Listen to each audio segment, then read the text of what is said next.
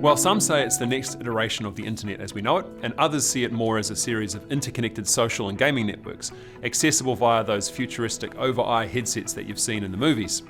The concept indeed emerged from the world of science fiction and involves a combination of virtual and augmented reality technology, which is sometimes collectively referred to as extended reality or XR, to allow for more interconnected, interoperable and immersive experiences that blend the physical and digital realms.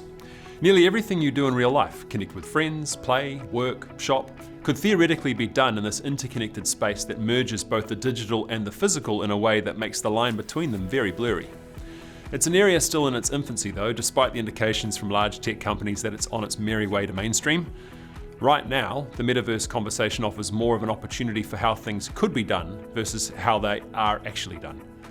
The potential of immersive 3D experiences that are entirely consumer-driven and personalized, letting people see how something would look on them in their home, or exploring how something might work, or even hosting a sales tour on a virtual sales floor, well, it's all very interesting.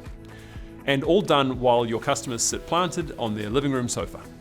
Some companies are already experimenting with this in a retail sense, like GE Formula One and Ford Motor, who use their digital twins concept, which is where they have a virtual model that facilitates simulation and data analysis of some pretty complex creations.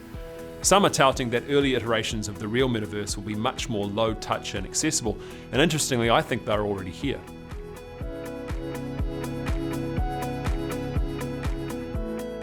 Funnily enough, you're already a part of it. Virtual reality is hyped as the be-all, end-all experience for this sort of technology, complete with some would say goofy headsets and haptic gloves. And while this technology is becoming increasingly available, particularly in the gaming world, it might not be the way many customers engage with the metaverse. If you think back to Pokemon Go, does everyone remember that craze? Where you would be walking the actual streets you live and play with, finding these little creatures to catch? They didn't exist in the real world, obviously, but you could see them through your existing hardware, your smartphone. So while some might think this is all in the future, augmented reality has been a convergence of the digital and the physical worlds for many years, right from our fingertips. Now think about how universal internet access has become. Once upon a time, dialing up to connect to the web to browse the internet was a high-touch process. Most households had one shared computer and a communal desktop, and you'd be automatically disconnected if someone picked up the landline in another room.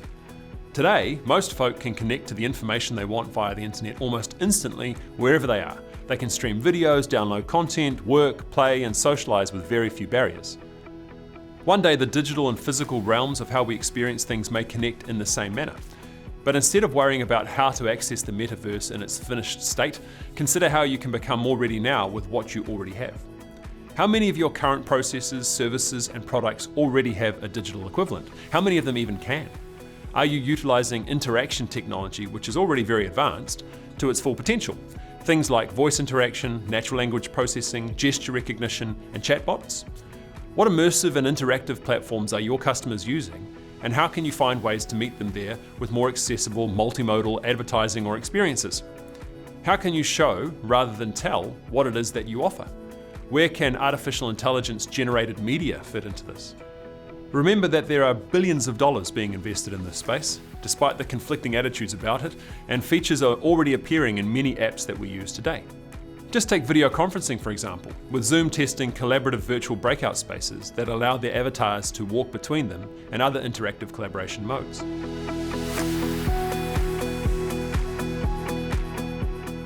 There's always a lot of teething pain when new tech is introduced, and people have to learn to adapt to it, especially amongst the older generation who haven't been brought up as digital natives. I'm an 80s kid myself, and so I'm no stranger to an embarrassed eye roll from my kids when I try to talk about modern technology with them. Still, I think we're doing okay.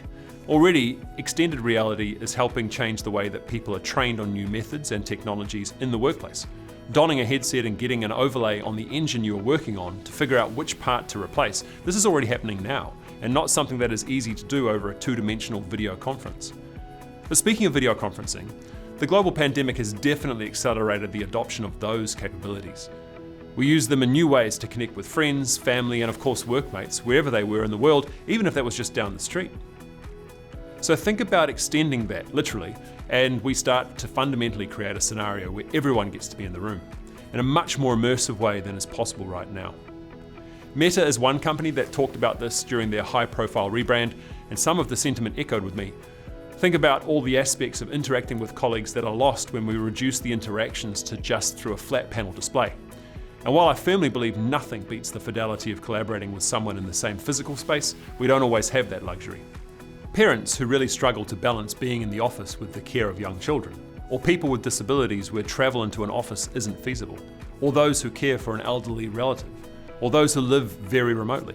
There are so many examples of people who would benefit from being able to work in an experience that is far closer to being there. All of this can help with the daily challenge of balancing our personal responsibilities with our professional careers without feeling left out.